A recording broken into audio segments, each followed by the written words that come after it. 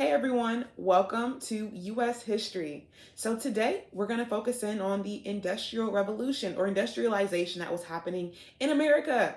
So we're going to focus on module number 3. So in your textbook, that's going to start on page 154, and we're going to work our way all the way through the 4 different sections. So this first video I'm going to create is going to talk about lessons 1 and 2. So module 3.1 and module 3.2. Let's go on and get started with it. So the expansion of industry. So this is all about industry, but in order to get to the industry, we have to have the raw supplies or the raw goods in order to get us there. Well, luckily, we were in America.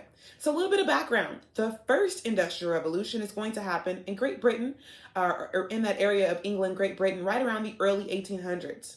The reason why Great Britain is going to be at the forefront is that they have the political stability, they have resources, they have access to coal, they have access to oil, they have access to natural materials that are going to be very, very important to the process. And they're also colonizing other areas. So they're able to go into other parts of Asia or into Africa and to get supplies they may be missing inside of their own mother country. So if we look at what happens with Great Britain, we're going to see similar patterns are going to happen with America. One of the most major resources that the United States is going to have access to is going to be oil, or black gold as it's called in the book. So black gold, or that oil, was going to be used to a lesser extent by the Indian population or the Native American populations. So they're going to use it to do where's the word? They're going to make fuel and medicine from crude oil long before European arrival on the continent. But then around the 1840s, we're going to see that the newly settled Americans, these European settlers who are now being called Americans, we're going to see that they are going to actually use this oil, this crude oil, for kerosene lamps. And when they're able to have their kerosene lamps, remember, this is before electricity. There is no electricity. There is no one who can flick on a light switch and then magic happens. So when it gets dark outside, it's just dark. So having the kerosene lamp is going to open up their development, their society, their everything to more interactions, to being able to travel further, go at night, and just so many other things that they had previously not had access to. So oil is a big part for light, but then as we continue on learning about oil, we're going to see that it's used for so many different things. And even today, if we didn't have oil, we wouldn't be able to drive our cars. And that's the biggest part. We wouldn't be able to drive our cars. Having access to gasoline is a huge part of oil, and luckily for the United States, we still have a large supply of it. There are much larger supplies in other parts of the world, but the US has a pretty decent stockpile of oil that'll keep us running at least for another 100 or so years. So let's move on down. So when we think about important people, a big thing about these lessons that they want you to identify the important people or the important terms. So knowing who Edwin L. Drake is. So Edwin L. Drake is going to be that person that's going to successfully lobby to get the oil tapped into on his property. He was like, something is flowing underneath here. Y'all need to check this out. And after lots of poking, lots of prying, and finally getting an investor to come on, he's able to actually get people to see, yo, it's oil over here and y'all need to come get this stuff. All right, so the next important resource that we're going to see popping up is going to be steel, or the ability to make steel from different materials that are already found in the United States. So let's talk about steel, all right? So in the 1870s, we're going to see that America is exporting, all right, around 33 million tons of coal, and about 30 years later, that number is going to jump to 250 million tons. So from 33 million tons of coal being extracted from the United States in 1870, 30 years later, what is that? You have almost 800% increase, or over an 800% increase in the amount of coal that's being taken and extracted from the United States, all in a 30-year period. So that shows you that the industrialization of the country happened super rapidly and super quickly. All right, so we're going to see the process. They're going to inject oxygen. Is it oxygen? I think it's oxygen. They're going to inject air. Yes, I was correct. They're going to inject air to the process of making iron. That's going to make it stronger, make it more flexible, because what it does is that it's going to remove the carbon, take away the ability to rust, so on and so forth. And so that's going to be called the Bessemer process. All right, so the Bessemer process, named for Henry Bessemer. So he is going to perfect the steel making process. And so if you think about American history and our sports teams and things like that, there's a connection to the steel industry. So there's a football team called the Pittsburgh Steelers, and it's spelled Steelers. And that essentially means, hey, this is where steel is going to be produced in large quantities, in large numbers, in Pennsylvania, in Philadelphia, in Pittsburgh, in these areas. And so there are going to be little things that you should be able to see in our world history, in our sports history, and or whatever, that tell you what is being made in what areas, and so on and so forth. So let's move on, remembering that, hey, let's look at Edwin L. Drake, let's look at the Bessemer process, and let's keep on going. All right, so now that they have this wonderful new steel, what are they gonna do with all that steel? Chugga chugga choo choo. Here come the railroads, okay? So railroads are on their way. We're going to see a huge boom in the number of railroad tracks that are being laid down across the nation. So, you know, originally they're gonna move all kinds of supplies and all kinds of wonderful goodness around the areas, but then here come the people. So we're going to see mass migration of people is going to be possible because of the railroads. You're no longer going to have to walk or ride your horse or something that is just not really entertaining or fun for months at a time. You can travel around the country in a week now instead of it being like 5 or 6 months or 3 months or whatever that long process is. And you don't have to deal with the weather either. I'm going to ride that train. Okay. All right. So as I was saying previously, so you have a lot of railroads that are going to be built during this time period. The other thing that is made possible by the production of steel, big buildings. So these skyscrapers that are going to arrive in the Americas in the late 1800s and the early 1900s, that's going to be directly related to the steel that is able to be produced. Every single skyscraper you see today, every single one, all of them, they are all going to be fortified or strengthened on the inside by steel. Steel is what allows people to go all the way up, allows them to dig into the bedrock, allows them to do so much different stuff with structure and not worry about these 80 and 90 and 100-story buildings crashing down on people because they're structurally stable and secure due to the steel making process. All right, so we have railroads, we have skyscrapers, two super important things for American history, for development, so on and so forth. So let's move on down to the inventions that are going to promote change. So these previous inventions or patents or whatever you want to call them are going to like fortify and change life, right? So how are we also going to see more change happening throughout time and through the society? So the number one thing that I can think of is electricity. So lights are going to be very important and super powerful. So the power of electricity, we have Thomas Alva Edison. We think about Los Angeles, our power company, one of them, you have DWP, Department of Water and Power, and then you also have Southern California Edison. And Edison is named after the guy who created electricity, or at least the person who has the patent for creating electricity. I won't even go into all that. All right. And so we have Edison. He is going to have a research laboratory in Menlo Park, New Jersey. You hear the term Menlo Park all the time. Lots of other places in the world, or in the nation, have Menlo Parks that are research facilities named after Thomas Edison, including in Los Angeles, including in the Bay Area, including in Sacramento, including all over the place, San Diego, everywhere. Okay. All right, and so now we have electricity. So what is the next part after electricity? All right, so the next part is that we're gonna have to create light bulbs, or they're gonna create light bulbs. So Thomas Edison also gets the patent or gets the recognition for creating the light bulb, okay? During that same time period, there are going to be numerous people who are but they're trying to get that light bulb accomplished and finished. But Thomas Edison is the person that we hear about. We don't hear about the other smaller people. But surprisingly, they put one of the smaller ones in the book. He is not really, I can't call him a smaller inventor. He's a great inventor, did a lot of wonderful things. We have Lewis Latimer. So Lewis Latimer is going to be a Black inventor who is going to create the incandescent bulb, which basically makes the filament for the carbon filament for the light bulb and makes it less fragile and last longer. And so what they don't tell you guys about is light bulbs originally were designed to stay on forever and to never stop working. One of the first light bulbs that was ever created is still working to this day.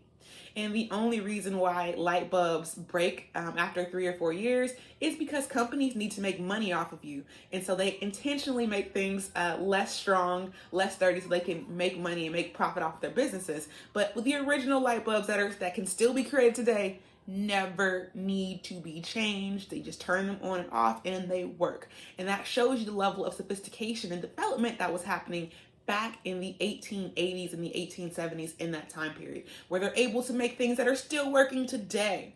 But as I said previously, the quality of light bulbs has decreased significantly in the 140 plus years since then, which is why you have to throw away things, which is also why too your cell phone starts to act crazy after a number of years, because they want to make sure that they have a customer base. So that all started with light bulbs, the connection between light bulbs and your cell phone.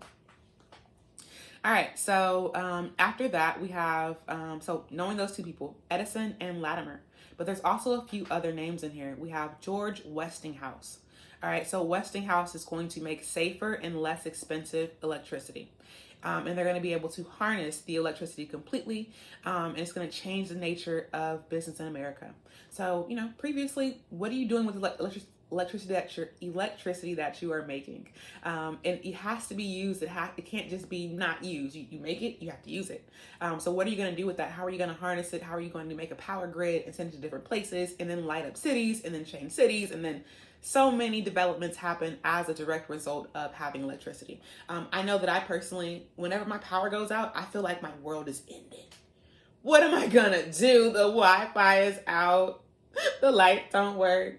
My refrigerator don't work. I can't even get no food. Like all of the world's, I think, horrible things start popping up when I don't have access to electricity. So I can only imagine what it was like to live in the 1800s before electricity was prevalent all around. And it's not going to be until, into the 1900s that people have electricity at their homes. So for a long time, people are going to have, kerosene lamps and all kinds of stuff. When my grandmother was growing up, she's 83. When she was growing up, whenever the sun would go down, she would have to do her homework by candlelight because her house didn't have running water, nor did it have electricity. So people in your lives may have grown up in times where they didn't have electricity in their own house, or didn't even have running water in their own house. So to kind of think about the amount of development that we've been able to do as a society, as a country, in about 120, 140 years. All right, so let's go on down. So if you guys look on page 157 in your textbook, there is a really awesome timeline that gives you a description or tells you what different things are going to be created across the time period. So from 1825 until 1905, what is going to be created? So we have airplanes, radios, telephones, phonograph, light bulbs, electric motors, typewriters, the combustible engines, sewing machines, telegraph, photographs, a reaper used for farming and things like that. So all of these things are going to change society over this 80-year time period. So from 1825 until 1905, all of these developments happen. And this isn't even all of them. There's so many more. Because also you have to think about the racial dynamic in that a lot of the Black inventors who were making things would have their patents stolen from them, or they would just not get the funding or recognition needed to succeed or to have their invention at the forefront. All right. So think about the racial dynamics that happen along with the developments that are happening in society. So Lewis Latimer was doing amazing things. There are plenty of Black and brown and Native American inventors, but we only hear about the white ones. And so part of, I feel like 2021 and 2020's job in general is to educate and different types of inventors of different colors, different backgrounds, different varieties, and things like that. All right, so we're entering into our last little portion. So we have one more name. So we have two more names, Christopher Sholes and Alexander Graham Bell. So Christopher Sholes is going to create the typewriter in 1867. Now, we know typewriters are super important. So those typewriters are going to be, you can kind of see in this photo, I'm going to put on the screen, you're clicking, You know, there is no back button. If you mess up, you got to start over, or you got to get this correcting fluid and try to, anyway, it was crazy, but it allowed people to write notes rapidly without having to write everything out by hand. So this is going to make things so much quicker and so much faster, and then also lead to development of the computer, the keyboard, the typing that you guys do every day on your Chromebooks is directly related to Christopher Sholes. So let's be appreciative of that dude for creating that typewriter that, you know, allows you guys to type on your cell phones, allows you guys to type on your Chromebooks, allows you guys to type everywhere. He is going to be at the forefront of that. All right, so that's part of communication. So now you can send letters quicker. So once again, we have our railroad. So I can go visit people. I can be like, yo, you've been blocking me. You've been like not answering my phone calls. Bet. I'm coming to your house. All right. And so that could happen. So now you have phones as well. So someone didn't want to answer your phone call. I'm gonna hop on my train and I'm gonna go visit you at your house. So typewriters too, so I can write your letter more quickly, more efficiently, and not have to worry about, can you read my handwriting? Is my penmanship okay? All that wonderful stuff. So now we have Alexander Graham Bell. So you guys might be a little bit too old for this, but there was a company or a phone company that used to be called Pac Bell, Pacific Bell. So on the Pacific, the West Coast, and it was phone services. And I think that company eventually got bought out by AT&T, if I'm not mistaken. And so, but Pac Bell used to be a huge conglomerate or company on the West Coast. Okay, but it's named after Alexander Graham Bell. So Alexander Graham Bell and Thomas Watson are going to unveil the invention for the telephone in 1876. So as I said before, you're going to have competing people who are like working on things at the same time, but one person might have more connections or more people in the industry that help them out, and somebody else may not. So that's why you hear about some names and not others, even though they're working on the same thing at the same time. So Thomas Graham Bell and Thomas Watson are going to create the telephone, and once again, so now, how is this going to change society? Well, one, I can talk to people and I don't have to be around them. Amazing. Or I cannot talk to people when they call me because I don't want to answer. Amazing. It's awesome. Okay. All right. Anyway, so you have the ability to communicate rapidly, but in terms of societal development, well, now you're going to see a shift in culture and a shift in working environments where we're going to see women for the first time in American history are going to get a chance to work outside of their home. So previously, you know, women could work in the field, in the farms, like working on their family farm, no problem, all good. But if you want to like go outside and work, who gonna take care of the kids? All right, so we're gonna see that's gonna be another development as well. The women are gonna actually start taking over secretarial, whatever the word is, and office jobs in higher numbers than had ever happened previously. We're also going to see more women taking jobs working in clothing factories where they're able to kind of do the clothes outside of the home. Previously, we had a similar to what's called the cottage system. Industrialization started with the cottage system. The cottage system basically means that if I am a company, I'm going to deliver my clothes supplies to your home. You're going to sew those things at your home, and then I'm going to come by later and pick those things up. Well, a development in society means that, hey, I'm no longer going to kind of interesting, because now we're kind of back to that. We're working from home and then bringing our content or whatever it is into whatever job setting the people have, okay? So we're kind of going back in history and kind of circling back. But we're going to get away from that cottage system in the 1800s, where women are going to leave the house for the first time, go into these factories, go into these jobs, leave their homes, leave their kids, and really just leave the house for the first time. Whereas before, they had no autonomy, they were not able to leave, and their only job was to take care of the home and take care of the children. Well, now they're going to work outside of the home, and what is that going to do for the kids? What's that going to do for the husband? What's that going to do for any number of things that are happening throughout society? What's that going to do for wages? Are women going to be paid fairly for the amount of work that they're doing during this time period? We know the answer is going to be no. Okay. All right. Also, so we have clothing, we have shoes. Let me make sure I'm not forgetting anything during this time period. All right. And so, but either way, automation of all these things is going to make things much quicker, much faster, and cheaper. And when they're cheaper, then you're able to actually have a bigger family, large societies, because now you can afford to get these things because they're cheaper. They're not taking you 24 hours to create, or 32, whatever it is, some long time to create these things. You can just go to the store and be like, I like it. I want that one. Yes. And it is yours. Okay. All right. And so now let's talk about how this is also going to continue to change in societies. So one thing is that the average work week in 1890 it's going to be reduced by about 10 hours. So in 1880, you had 10 additional hours of work. So they're still working way longer hours than I personally will be comfortable with in America. So that 40-hour work week is not going to come until a little bit later through striking, through employee striking and things like that. But that they're still working more than 40 hours a week. They're still being underpaid. They're still in industries that can be possibly hazardous to their lives. But they're making it happen. So lastly, the inventions are also going to change the standard of life and the quality of life, as I said previously. So now you can just go out and buy things, and you don't have to make them. It changes how much time you have to spend on them, how much money you have to devote to them, so on and so forth. So we're going to see this is going to be major. Okay. Another societal change that we're going to see and talk about specifically in January, one of my favorite projects to work on, is going to be immigration. So how does industrialization make a marketplace for immigrants to come into the country?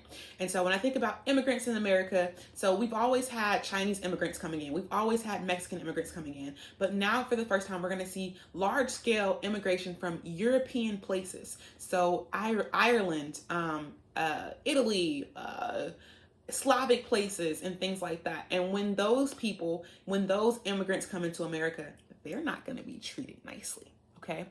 So sometimes it's the same things that we hear about mostly minority groups of different races being treated negatively. But in the early parts of immigration, it was mostly European people being discriminated against by other European people because they had different accents. And then there was this kind of unity and coming together where it was like, you white, I'm white.